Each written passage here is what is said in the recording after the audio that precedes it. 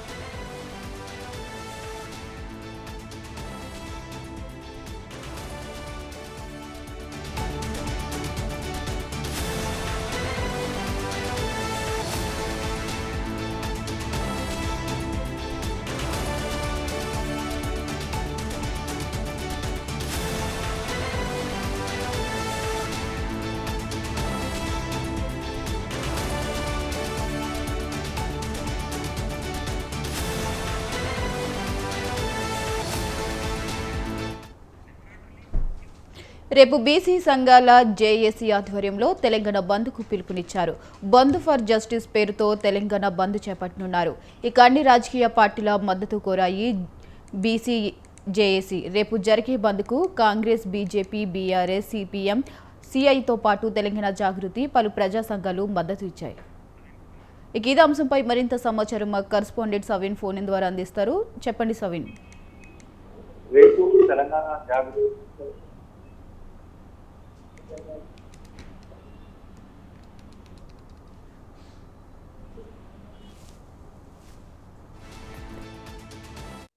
రాష్ట్ర వ్యాప్తంగా బంద్ కు పిలుపునిచ్చారు. ముఖ్యంగా ఈ బంద్ ప్రధానంగా బీసీలకు లోకల్ బాడీ ఎన్నికల్లో 42% రిజర్వేషన్లకు సంబంధించి చట్టబద్ధత కల్పించాలనే అంశంపై బంద్ ఫర్ జస్టిస్ పేరుతో బీసీ సంఘాల జేఏసీ ఆధ్వర్యంలో ఈ బంద్ జరగబోతోంది. ఇప్పటికే బీసీ సంఘాల జేఏసీ అన్ని రాజకీయ పార్టీల నేతలను కలిశారు. అన్ని ప్రజా సంఘాల నేతలను కలిసి ఈ బంద్ కు మద్దతు కోరారు. ముఖ్యంగా రాష్ట్రంలో అధికారంలో ఉన్న కాంగ్రెస్ పార్టీతో పాటు మరోవైపు కేంద్రంలో అధికారంలో ఉన్నటువంటి బీజేపీ, అదేవిధంగా ప్రధాన ప్రతిపక్షం బీఆర్ఎస్ తో పాటు సిపిఎం, సిపిఐ, అదేవిధంగా తెలంగాణ జాగృతి, ఇతర ప్రజా సంఘాల నేతలు కూడా ఈ బంద్ కు మద్దతు ఇచ్చారు. రేపు ఉదయం నుంచి సాయంత్రం వరకు తెలంగాణ రాష్ట్ర వ్యాప్తంగా బీసీ జేఏసీ ఆధ్వర్యంలో బంద్ ఫర్ జస్టిస్ పేరుతో ఈ బంద్ కొనసాగబోతోంది. ముఖ్యంగా ఇప్పటికే బీసీలకు లోకల్ బాడీ ఎన్నికల్లో 42% రిజర్వేషన్లకు సంబంధించి తెలంగాణ కాంగ్రెస్ ప్రభుత్వం అసెంబ్లీలో బిల్లులు పాస్ చేసింది, కేంద్రానికి పంపింది. కేంద్ర ప్రభుత్వం వద్ద పెండింగ్ లో ఉన్నాయి. ఆ తర్వాత ఆర్డినెన్స్ తెచ్చింది, ఆర్డినెన్స్ గవర్నర్ వద్ద పెండింగ్ లో ఉంది. దీంతో ఇటీవల జీవో తీసుకొచ్చారు. జీవో నెంబర్ 9 పేరుతో బీసీలకు లోకల్ బాడీ ఎన్నికల్లో 42% రిజర్వేషన్లు కల్పిస్తూ కాంగ్రెస్ ప్రభుత్వం జీవో తీసుకువచ్చింది. ఈ జీవో తర్వాత వెంటనే లోకల్ బాడీ ఎన్నికలకు 42% రిజర్వేషన్లతో షెడ్యూల్ రిలీజ్ చేసింది.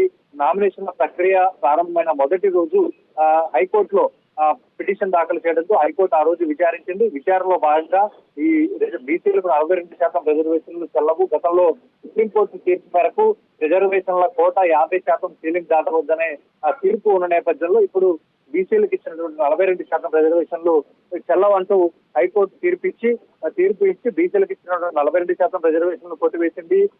ఈ నామినేషన్ల ప్రక్రియ కూడా చెల్లదంటూ తీర్పు ఇవ్వడంతో నామినేషన్లు ఆగిపోయాయి. దీంతో రాష్ట్ర ఎన్నికల సంఘం ఇచ్చినటువంటి షెడ్యూల్ ను రద్దు చేసింది, నామినేషన్ల ప్రక్రియను నిలిపివేసింది. అయితే రాష్ట్ర ప్రభుత్వం తాజాగా సుప్రీంకోర్టులో ఎస్ఎల్పీ దాఖలు చేసింది. సుప్రీంకోర్టులో సైతం దీనిపై విచారణ జరిగింది.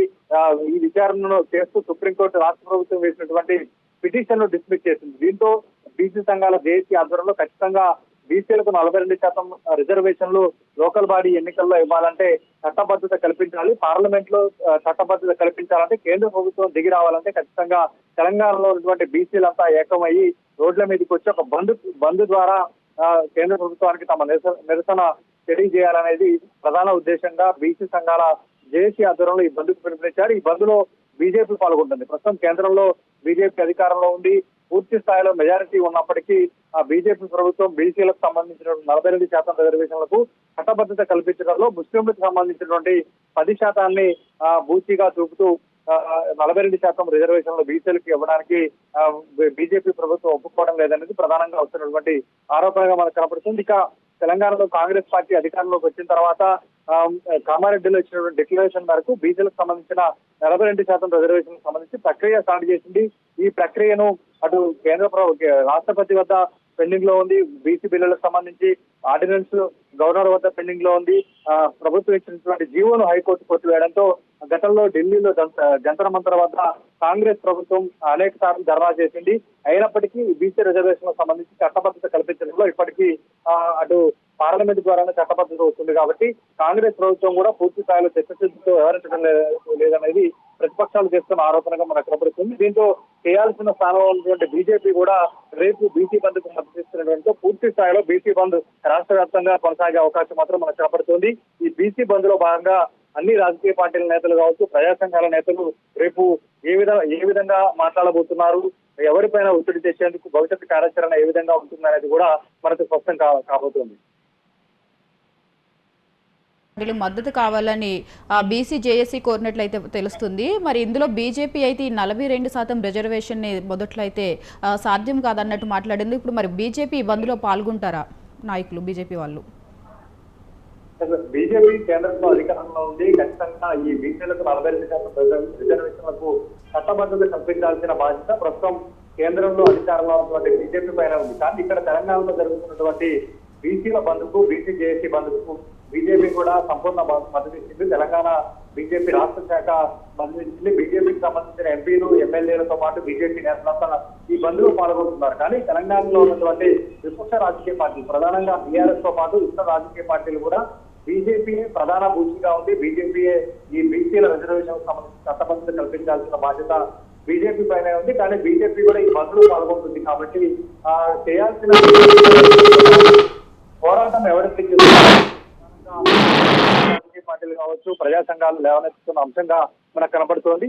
అయితే బీజేపీ మాత్రం ఈ తెలంగాణ రాష్ట్ర ప్రభుత్వం, కాంగ్రెస్ ప్రభుత్వం చేసినటువంటి 42% రిజర్వేషన్లకు సంబంధించి 10% ముస్లిం జనాభాను కూడా బీసీ జనాభాలో కలిపి చూపించారు. కాబట్టి ఆ ముస్లిం జనాభాను 10% తీసివేస్తేనే బీసీ రిజర్వేషన్ల బిల్లుకు మద్దతు ఇస్తామంటూ బీజేపీ ఇప్పటికే స్పష్టం చేసింది. కానీ కాంగ్రెస్ ప్రభుత్వం మాత్రం ముస్లింల 10% బీసీల జాబితా నుంచి తీసివేయడానికి నిరాకరిస్తూ వస్తుంది. కాబట్టి దీంతో బీజేపీ ఈ బీసీలకు సంబంధించిన 42% రిజర్వేషన్ల బిల్లును ఆమోదించకుండా పెండింగ్ లో పెడుతూ వస్తుంది. కాబట్టి దీంతో బీజేపీ ఈ బంద్ లో పాల్గొన్నప్పటికీ చేయాల్సిన స్థానంలో బీజేపీ ఉంది. కాబట్టి బీజేపీ నేతలు రేపు ఏం మాట్లాడతారు, ఆ బీజేపీ వైఖరి బంద్ లో ఏ విధంగా ఉంటుందనేది మనకు ప్రధాన అంశంగా ఉందని మాత్రం చెప్పుకోవచ్చు. Thanks for the updates.